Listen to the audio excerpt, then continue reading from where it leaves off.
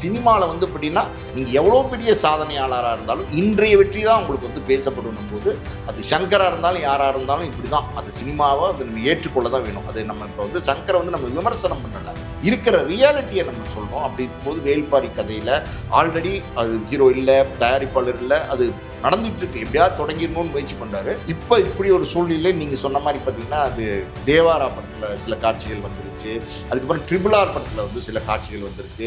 இப்போ வந்து பார்த்தீங்கன்னா தமிழ் முருகன் வெற்றிமாறன் அந்த தனுஷ் காம்பினேஷனில் அனௌன்ஸ் பண்ணிட்டாங்க அறிமதியோட நாவல். ஸோ அதில் முருகன் கதாபாத்திரமே இப்போ டைட்டில் என்னன்னா தமிழ் முருகன் தானே, அப்போ அதுக்குள்ள முருகன் வந்து தானே ஆகணும். அப்போ முருகன் வள்ளி தேவானை எல்லாம் முருகன் கதையை சொல்ல முடியுமா? அப்போ வள்ளி தேவானை முருகன் கதையை சொல்லும் போது இது வேல்பாரிக்குள்ளே இருக்குது, இந்த நாவலுக்குள்ளேயும் இது இருக்குது. இந்த மேட்ரு சங்கருடைய உதவியாளர் தான் அட்லியை நம்பி பார்த்தீங்கன்னா அல்லு அர்ஜுன் நடிக்கிற படம், அந்த படத்துக்கு வந்து பார்த்தீங்கன்னா 1000 கோடி போடுறதுக்கு ரெடியாக இருக்காங்க சன் பிக்சர்ஸ். ஆனால் இன்றைக்கி வந்து தோல்வி, அதான் மறுபடியும் சொல்கிறேன்ல, ஒரு தோல்வி அதுதான் ஒரு உங்களுடைய வாழ்க்கையை எதிர்காலத்தை சினிமா தீர்மானிக்கும்.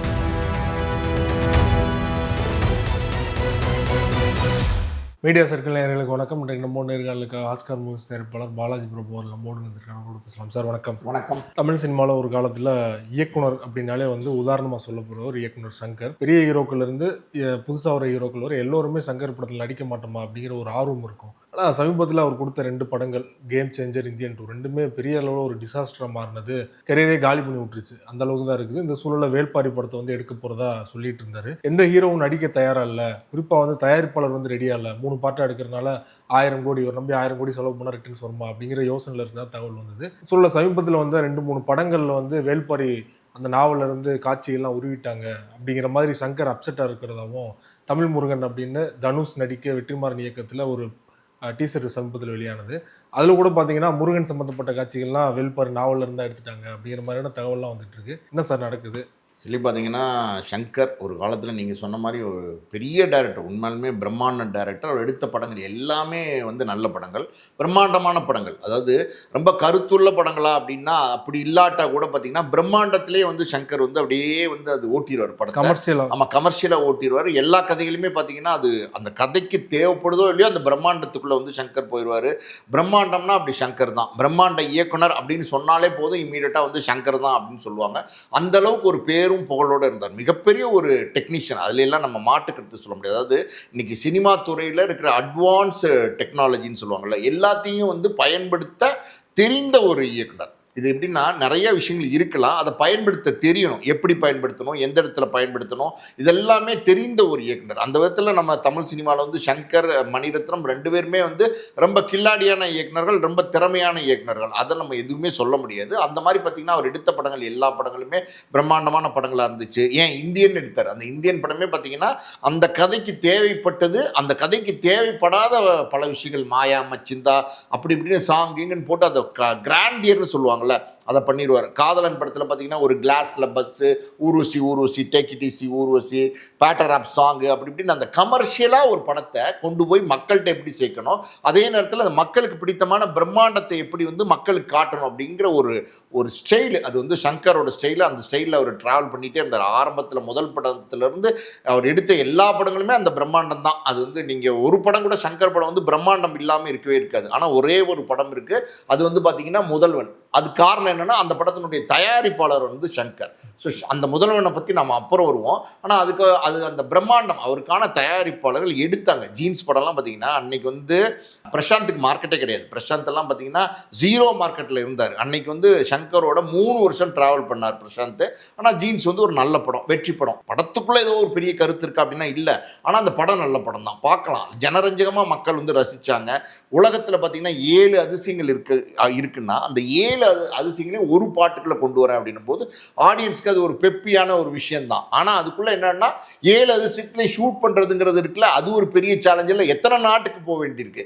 அத்தனை நாட்டுக்கும் போய் அங்கே நின்று ஒரு பாட்டுக்கு ஒரே ஒரு பாட்டு. அந்த பாட்டு எப்படின்னா சார், ஒரு பாட்டு 5 நிமிஷம் தான், அதிகபட்சம் 4.5 நிமிஷம் தான். அந்த 4.5 நிமிஷம் பாட்டுக்கு 7 அதிசயத்தையும் காட்டணும் போது 7 நாடுகளுக்கு போக வேண்டியிருக்கும். அந்த அதிசயங்களில் அங்கே பர்மிஷன் வாங்கணும், ஷூட் பண்ணணும், டோட்டல் க்ரூ போகணும், எல்லாம் இருக்குல்ல. அதெல்லாம் ஒரு பெரிய செலவு பண்ணி ஆகணும். அந்த தயாரிப்பாளர் பண்ணார், ஒரு அமெரிக்கன் தயாரிப்பாளர் கிடைச்சாரு, அதெல்லாம் பண்ணார். அன்னைக்கு வந்து பார்த்திங்கன்னா இந்த எல்லா இடங்களையும் அவர் பார்த்துட்டார். இன்றைக்கி வந்து உலகத்தில் இருக்கிற இடங்கள் என்னென்ன இருக்குது, அற்புதமான இடங்கள்லாம் அப்படின்னா நம்ம காசு போட்டு செலவழித்து போகணும் அப்படின்னா போகவே முடியாது. அந்த அளவுக்கு வந்து விலை உயர்ந்த இடங்களுக்கு எல்லாமே ஆஸ்திரேலியாவிலேருந்து மெல்பர்ன்லேருந்து எங்கெங்கே போகணுமோ போகிற இடம் நியூசிலாந்து எல்லா உலக நாடுகளையும் எக்ஸ்ப்ளாய்ட் பண்ணி சினிமாவில் திரையில் வந்து கொண்டு வந்துட்டார். அதுலலாம் அவர் கில்லாடி தான், அதில் நம்ம எதுவுமே சொல்ல முடியாது. ஆனால் இப்போ பிரச்சனை என்ன அப்படின்னா, இந்த 2.0 படம் வந்துச்சு. 2.0 படம் வந்தப்போ அது ஒரு வெற்றி படம் தான், பெரிய தப்பாலாம் சொல்ல முடியாது. பெரிய கலெக்ஷனை கொடுத்துச்சா, ரஜினி வச்சு எடுத்து அந்த கலெக்ஷனை கொடுத்துச்சா, அந்த அளவுக்கு பேரையும் புகழையும் கொடுத்துச்சா, அந்த அளவுக்கு வெற்றி படமா அப்படின்னா நிச்சயமாக கிடையாது.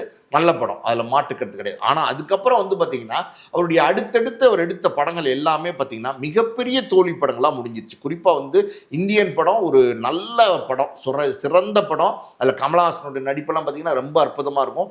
டபுள் ஆக்ஷனு, அந்த கதையோடைய ஓட்டமும் நல்ல சிறப்பாக சொல்லியிருப்பார்.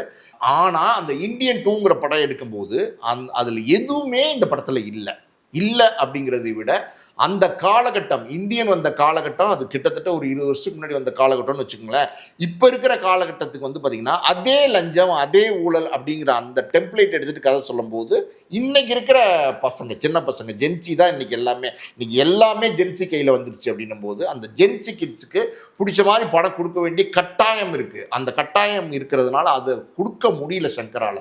பழைய சரக்கு, அதுதான் உண்மையாக சொல்ல போனால் பழைய சரக்கு. அந்த பழைய சரக்காயே எடுத்துகிட்டு வந்து பார்த்திங்கன்னா மறுபடியும் வந்து இந்தியன் 2 கொடுத்தாரு. அது மிகப்பெரிய ட்ரால். அந்த படம்லாம் பார்த்தீங்கன்னா இன்றைக்கி இருக்கிற சோஷியல் மீடியா இதுலலாம் நீங்கள் வந்து யாருமே வந்து இந்த ட்ரால் வந்து தப்பிக்க முடியாது. பெரிய பெரிய இயக்குநர்களை எல்லாம் கூட ட்ரால் பண்ண ஆரம்பிச்சிட்டாங்க. ஒன்றும் செய்ய முடியாது. ஒரு காலத்தில் அச்சு ஊடகங்கள் இருக்கும்போது புத்தகங்கள் வரும், ஆனந்தவுடன், குமுதம், பத்திரிகையெல்லாம் வரும். அந்த படத்தினுடைய விமர்சனத்தை எழுதுவாங்க. ஆனால் அதை காட்சிப்படுத்தி மக்கள்கிட்ட காட்ட முடியாது, வெறும் எழுதுனதை படிக்க முடியும். ஆனால் இன்றைக்கி எப்படின்னா இன்ஸ்டா, யூடியூப், ட்விட்டரு நிறையா தளங்கள் வந்துட்டதுனால எல்லாருமே இன்றைக்கி விமர்சனம் பண்ணுறவங்க மட்டும்தான் பண்ணுறாங்களா, பத்திரிகையாளர்கள் மட்டும்தான் பண்ணுறாங்களா? கிடையாது. இன்றைக்கி இருக்கிறவங்க எல்லாருமே வந்து விமர்சனம் பண்ணுறான போது இன்ஸ்டாகிராமில் எல்லாரும் அவங்கவுங்களுடைய கருத்துக்களை வந்து பதிவிட்டு போட ஆரம்பிச்சிட்டாங்க. அப்படின் போது இந்த ட்ரால்லேருந்து இன்றைக்கி தப்பிக்க முடியாது. அப்படி ஒரு காலகட்டம் இது. அந்த காலகட்டம், அது ஒரு காலகட்டம். சங்கர் வந்தது 30 வருஷத்துக்கு முன்னாடி. இந்த காலகட்டத்தில் நீங்கள் ஏதாவது தப்பாக படம் எடுத்தீங்கன்னா இம்மீடியட்டாக கோடிட்டு காட்டி ட்ரால் பண்ண ஆரம்பிச்சிடாங்க, பயங்கரமாக பேச ஆரம்பிச்சிடறாங்க. விமர்சனங்கள் எல்லாருக்கும் வருது. மணிரத்னத்துடைய தக் லைஃப்க்கு வந்துச்சு. லோகேஷ் கனகராஜ் வந்து பெரிய சூப்பர் டைரக்டர், அப்பா அவரை மாதிரி கிடையாதுன்னு சொன்னாங்க. கூலி வந்தப்போ லோகேஷ் கனகராஜ் வந்து பயங்கரமாக ட்ரால் பண்ணாங்க. இது நடந்துக்கிட்டு தான் இருக்குது, தவிர்க்க முடியாது. இனிமேல் தவிர்க்க முடியுமா? இந்த மாதிரியா ட்ரால் பண்ணி விமர்சனங்கள் போடுறத, காட்சி விமர்சனங்கள் போடுறதை தவிர்க்க முடியுமான்னா தவிர்க்கவே முடியாது. அது காலகட்டம் அப்படி தான். இனி இன்னும் மோசமாக தான் போயிட்டுருக்கும். அதை தவிர்க்க முடியாத ஒரு சூழல். இப்படி இருக்கும்போது பார்த்தீங்கன்னா அடுத்து ஒரு கேம் சேஞ்சர்னு ஒரு படம் இருக்கிறார். தெலுங்குலேருந்து தில்ராஜ் வந்து எடுத்தார். வாரிஸ் படம் எடுத்தார். அதுக்கப்புறம் கேம் சேஞ்சர்ன்ற படத்தில் சங்கரை வச்சு எடுத்தார். ஆனால் ராம் சரண் நடித்த படம், அந்த படம் பார்த்திங்கன்னா டோட்டல் ஒன்றும் இல்லை, வேஸ்ட் அப்படிங்கிற மாதிரி ஒரு படம். பெருசாக ஓடலை, தெலுங்குலேயும் ஓடலை, தமிழ்லையும் ஓடலை. அந்த படத்துல எல்லாம் பார்த்திங்கன்னா சங்கர் மேலே ஒரு பெரிய விமர்சனம் வைக்கப்பட்டது. அந்த விமர்சனம் நியாயமான சரியான விஷயமா இருந்தது. அது என்ன அப்படின்னா, ஒரு பாட்டுக்கு 15 கோடி ரூபா போய் செலவழித்தார். நியூசிலாந்து நினைக்கிறேன், அங்கே போய் செலவழிச்சிட்டு வந்தார். ஒரே ஒரு பாட்டு, நான் சொன்ன மாதிரி மறுபடியும் 4.5 நிமிஷம் 5 நிமிஷம் தான் ஒரு பாட்டு. அதுக்கு 15 கோடி ரூபா வந்து செலவழிச்சிட்டு வந்து அந்த பாட்டையாவது படத்தில் பயன்படுத்தினாரா அப்படின்னா அந்த பாட்டையுமே படத்தில் பயன்படுத்தலை. அப்படின்னும் போது அதெல்லாம் சங்கர் மேலே ஒரு பிளாக் மார்க். அந்த தயாரிப்பாளர், அது எப்படியோ அந்த தயாரிப்பு நிறுவனத்திலேருந்து லீக் ஆகி அதெல்லாம் ஒரு பெரிய பிளாக் மார்க்காக மாறிடுச்சு. இப்போ இந்த வேல்பாரியை பொறுத்த வரைக்கும் பார்த்திங்கன்னா சு வெங்கடேசன் ரொம்ப பிரமாதமாக கதை எழுதக்கூடிய, நல்ல ஒரு நாவல் எழுதக்கூடியவர். அவருடைய கதை, அந்த கதை எப்படின்னா 1000 பக்கத்துக்கிட்ட இருக்கும். கிட்டத்தட்ட ஒரு பெரிய புக்கு, எனக்கு 2 புக்காக வருதுன்னு நினைக்கிறேன். அந்த 2 பாட்டை வந்து பார்த்திங்கன்னா கதையாக்கமாக்கணும்னா, இது வந்து பாரி குறிஞ்சி நில மன்னராக இருந்தால் கூட அதுக்குள்ளே கிளைக்கதைகள், எக்கச்சக்கமான கிளைக்கதைகள் வருது, எக்கச்சக்கமான விஷயங்கள் மாதிரி எபிசோடாக இருக்குது சார். ஒவ்வொரு எபிசோடு நீங்கள் எடுத்திங்கன்னா ஒவ்வொன்றையும் ஒரு தனித்தனி படமாக எடுக்கலாம். அப்படி வந்து ஏகப்பட்ட விஷயங்கள் இருக்குது. அதை 3 பாட்டாக எடுக்கணும்னு பார்க்குறாரு. 3 பாட்டாக எடுத்தால் தான் அது முடியும். 3 பாட்டாக எடுக்கலைன்னா முழுசாக சொல்ல முடியாது. பொன்னியின் செல்வனே என்னாச்சு, ஒரு பாட்டு வந்துச்சு, அப்புறம் 2வது பாட்டும் வந்துச்சு. அதுவே வந்து பெரிய வெற்றி படமா அப்படின்னா முதல் பகுதியை வந்து எல்லாரும் ஓரளவுக்கு பார்த்து ஓகே நல்லாயிருக்கு அப்படின்னாங்க, பெருசாக பாராட்டினாங்களா அப்படின்னா கிடையாது. அதான் உண்மை. 2வது பகுதியெல்லாம் பார்த்தீங்கன்னா பெரிய தோல்வி படமாக முடிஞ்சு போச்சு. அப்படி தான் இன்றைக்கி ஒரு 3 பாட்டாக எடுக்கணும்னு நினைக்கிறார் சங்கர். ஸோ 3 பார்ட் எடுக்கிறதுக்கு தேவைப்படும் பணம், அதாவது முதலீடு, அது எப்படின்னா கிட்டத்தட்ட ஒரு 1000 கோடி, இல்லைன்னா 1000 கோடியை தாண்டும். ஏன்னா சங்கருடைய மனநிலைக்கு அவர் என்ன எடுப்பார், கிராண்டியர் தான், அதுதான் முக்கியம், பிரம்மாண்டம் தான். அப்படின்னும் போது அந்த பிரம்மாண்ட இயக்குனர்ன்ற லேபிள் இருக்கும்போது சாதாரணமான ஒரு ஜீன்ஸ் 2 பேர் லவ் பண்ணுறாங்க, ரெட்டையர்கள் அவங்க லவ் பண்ணுறாங்க ஐஸ்வர்யா ராயும் அவங்க பிரசாந்தும் சொன்னால் அதையே வந்து பார்த்திங்கன்னா 7 அதிசயம் அது இது ஹைரப்பா அந்த இதுன்னு போட்டு ஆட்டி எடுக்கிறதுனா வேள்பாரிக்கு என்ன வேணும், எவ்வளோ வேணும், ஆட்கள் வேணும், குதிரை வேணும், யானை வேணும், அப்பா பிரம்மாண்டம்னா பிரம்மாண்டமாக இருக்கணுமா இல்லையா? இப்படி பொன்னியின் செல்வனை மிஞ்சி நம்ம எடுக்கணும் அப்படின்னு நினைப்பாரு. பொன்னியின் செல்வன்லாம் பல மடங்கு 10 மடங்கு 20 மடங்கு மிஞ்சணும்னு நினைப்பாரு, மிஞ்சுவார். மிஞ்சிற அளவுக்கு ஒரு பணம் முதலீடு பண்ணுறதுக்கு ஒரு தயாரிப்பாளர் வேணும். 1000 கோடிக்கு யார் இருக்கா? யாரும் இல்லை. அவரே பண்ணலாமா சார்? அது பண்ண மாட்டார். அவர் பண்ணுவார். அவர் பண்ணால் முதல்வன் மாதிரி படம் பண்ணுவார். நான் சொன்ன மாதிரி பார்த்தீங்கன்னா முதல்வன் பார்த்தீங்கன்னா அதில் எங்கேயும் ஃபாரின்லாம் போக மாட்டார், பிரம்மாண்டம் கிடையாது, ஹைரப்பான்றது மாதிரி பாட்டு கிடையாது, மாயா மச்சிந்தா அப்படின்னு அப்படி இப்படி ஏறும்போதே பார்த்தீங்கன்னா அது இந்த இது ஏறும், இந்த ஓனா ஏறுற மாதிரி அதெல்லாம் ஒன்றும் பண்ண மாட்டார், எதுவுமே பண்ண மாட்டார். ஒரு காதல் கல்லூரின்னு வேற இயக்குனர் வச்சு கூட தயாரிச்சிருக்காரு, அதுவும் பார்த்தீங்கன்னா 2 கோடி 3 கோடியிலே முடிச்சிருப்பார். அதாவது விடுங்க, அது ஒரு தயாரிப்பு, வேற ஒரு இயக்குனருடைய படைப்பு ஒரு பட்ஜெட்டில் வந்து பண்ணுறாருன்னு நம்ம எடுத்துக்கலாம். இவர் தயாரிக்கிற படம் தானே, இவர் டைரக்ட் பண்ணுற படம் தானே முதல்வன். அப்போ டைரக்ட் பண்ண படத்தில் வந்து இவருடைய பிரம்மாண்டம் அதில் இருந்திருக்கணும்ல. ஏன் முதல்வனில் பிரம்மாண்டம் இல்லை? ஏன் முதல்வனில் எந்த வெளிநாட்டுக்குமே போல? தேவைப்படலை சார். தேவைப்படாது இல்லை, அவருடைய கதைக்கு தேவைப்படாதுங்க, அவருடைய தயாரிப்புக்கு தேவைப்படாது. அதிகபட்சம் அப்படின்னா கூடுவாஞ்சேரி கும்புடி பூண்டி இதுதான் தாண்டி இருப்பார்னு நினைக்கிறேன் முதல்வன் படத்தில். அந்த பாட்டுக்கிட்டு என்னமோ அந்த மனிஷா கொய்ராலா வச்சு ஆட விட்டு அர்ஜுன் வந்து இந்த ஜீப்பில் போகிற மாதிரி இறங்குற மாதிரி மக்களை பார்க்குற மாதிரி ஒரு போலீஸ் ஸ்டேஷனு, ஒரு அரசியல்வாதி, ஒரு பில்டிங், ஒரு வீடு ஃபயர் ஆகுது அப்படி இப்படின்னு போட்டு டப்புன்னு முடிச்சிட்டார். இது அவர் பண்ணுவார். வேறு தயாரிப்பாளராக இருந்தால் இப்போ வந்து வேள்பாரியை வந்து நீங்கள் வந்து சங்கரை தயாரிக்க சொல்கிறீங்க, இது நடக்கிற காரியமா? 1000 கோடி ரூபா வேணும்னும் போது எப்படி அதை தயாரிக்க முடியும்?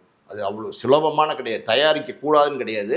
அவ்வளோ பெரிய ரிஸ்க்கை வந்து சங்கர் எடுப்பார் அப்படின்னா அது வாழ்நாள் சம்பாத்தியத்தையே வந்து முதலீடு பண்ண வேண்டியிருக்கும். அது பண்ணுறதுக்கு வாய்ப்பு இல்லை. அப்படி இருக்கும்போது ஒரு படம் எடுக்கிற ஒரு முதலீட்டாளர் வருவாரா அப்படின்னா தோல்வி முகத்தில் இருக்கும்போது சினிமாவில் எப்போவுமே யாருமே வரமாட்டாங்க. அதுதான் உண்மை. ஒரு வெற்றி படம் நீங்கள் கொடுத்துட்டிங்கன்னா யாராக இருந்தாலும் அந்த வெற்றி பட இயக்குனரை தேடி போவாங்க, ஒரு வெற்றி பட கதாநாயகனை தேடி போவாங்க, ஒரு வெற்றி பட கதாநாயகியை தேடி போவாங்க, காமெடினை கூட தேடி போவாங்க. இன்றைக்கி வந்து பாருங்கள், காமெடினே இல்லை, யோகி பாபு தான் காமெடி, சோலோவாக இருக்கார். அவர் பேசுகிறது நடிக்கிறதுலாம் சிரிப்பு வருதோ இல்லையோ யோகி பாபு தான் தமிழ் சினிமாவில் காமெடியன் அப்படின்னு இருக்கு இல்லையா? எல்லாரும் தேடி போகிறாங்கல்ல, ரஜினியும் போகிறாரு, கமலும் போகிறாரு, விஜயும் போகிறாரு, அஜித்தும் போகிறாருல. அப்படி ஒரு சூழல். அதுதான் சினிமா என்பது. வெற்றியை மட்டுமே பார்ப்பாங்க. தோல்வி அப்படின்னா உடனே எல்லாருமே செதறி ஓடிடுவாங்க. இது எல்லாருக்கும் நடக்கிறது தான், இது சங்கருக்கு நடக்கிறதுன்னு நம்ம சொல்ல முடியாது. பல பிரபலமான இயக்குனர்கள், பேர் வேண்டாம், பல பேருக்கு இந்த மாதிரியான சூழல்லாம் வந்திருக்கு. இப்போ நீங்கள் சொல்கிற மாதிரி 2 தோல்வி படங்கள் பெரிய அளவில் டிசாஸ்டராக மாறிடுச்சு.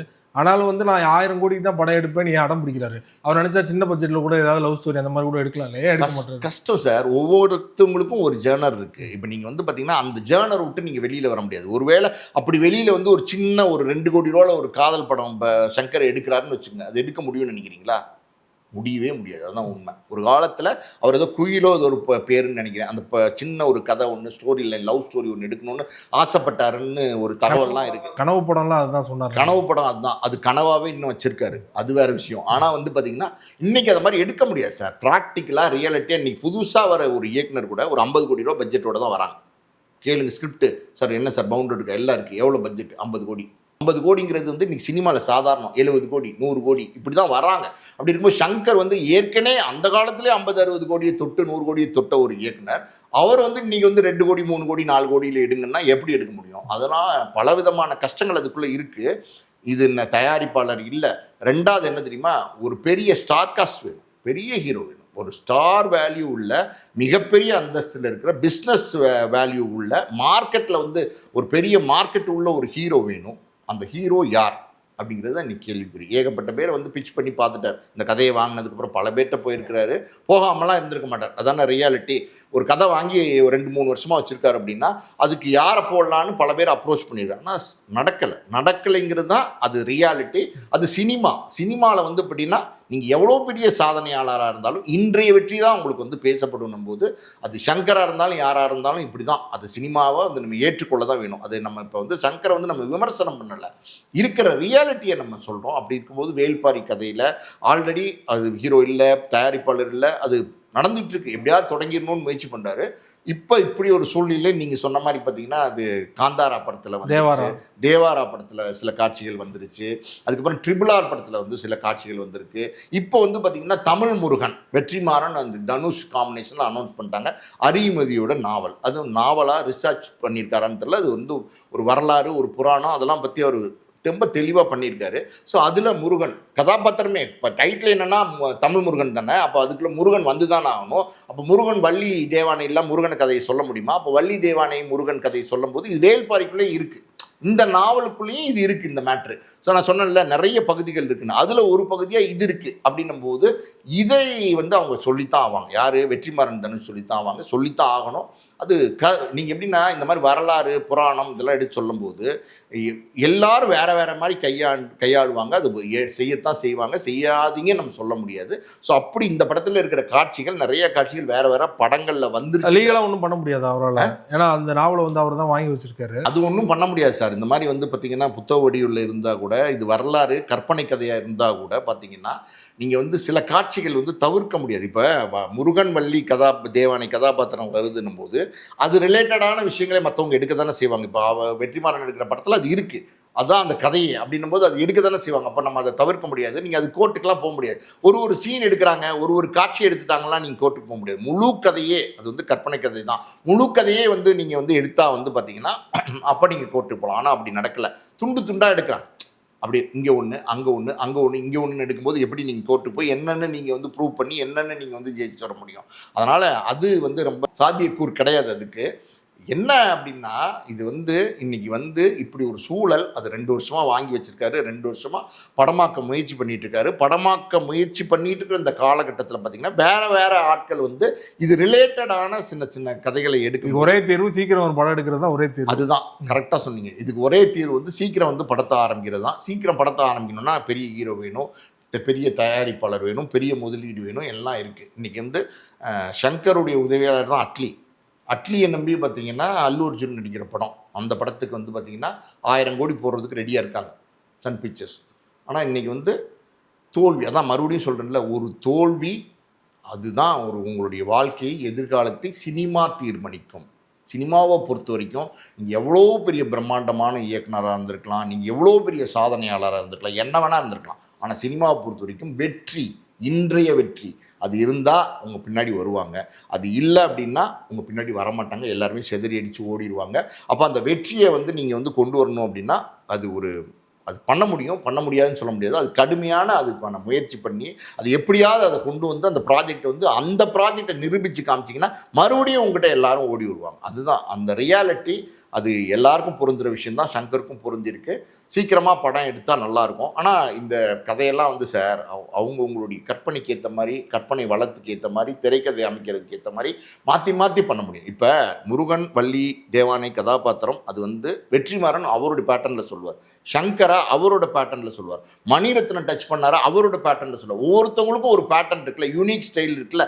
ஸோ அந்த ஸ்டைலில் சொல்லும்போது இப்போ சங்கரே இதில் 4-5 காட்சி எடுத்துட்டா கூட அதை மாடிஃபை பண்ணி, அதாவது வந்து ரீஒர்க் பண்ணி சில விஷயங்கள் ஜிம்மிக்ஸு மேஜிக்ஸு எல்லாம் போட்டு பார்த்தீங்கன்னா அவரோட பேட்டர்னில் அந்த கதையை வந்து சொல்லலாம். ஒன்றும் இல்லை, சிம்பிளாக சொல்கிறேன். இப்போ ஒரு பாரியோட பேரன் அவரை வந்து கதையில் ஆரம்பித்து அவர் வந்து அந்த கதையை நகர்த்துற மாதிரி பேட்டர்னை எப்படி வேணாலும் மாற்றலாம்ல, ஒரு படம் தானே. அதனால் பண்ணுவார். அவருடைய கதையை அவர் எடுக்கும்போது நிச்சயமாக நல்ல படமாக வரும். சங்கர் வந்து நல்ல இயக்குனர் தான், அதில் மாற்று கருத்து கிடையாது. பட் என்னென்னா இன்றைய தோல்வி தான் பார்க்குறாங்க. வெற்றி இல்லாத சூழ்நிலையில் இதெல்லாம் நடக்காமல் தள்ளிக்கிட்டே போகுது. ரொம்ப நன்றி சார். சங்கர் தொடர்பாக பல்வேறு விஷயங்கள் நன்றி.